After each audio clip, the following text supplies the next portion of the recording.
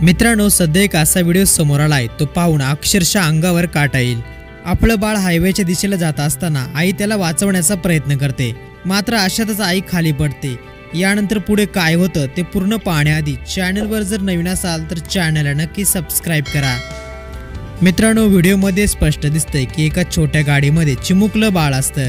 ती गाडी आईच्या हातून सुटते आणि सरळ हायवेच्या दिशेने जात असते।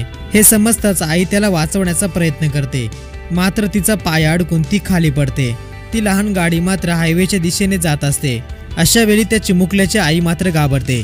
तिची तब्येत खराब असल्या कारणाने तिला जमिनीवरून उठता देखील येत नसतं।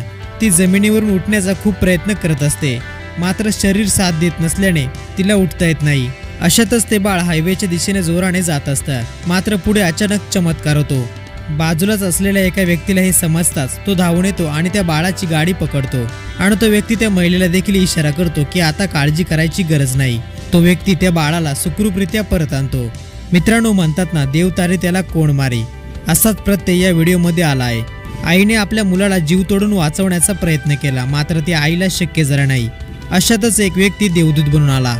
आज त्या व्यक्तीचं सर्वत्र कौतुक केलं जात आहे। व्हिडिओ पाहून तुम्हाला काय वाटतं? आपली ही प्रतिक्रिया कमेंट बॉक्समध्ये नक्की कळवा।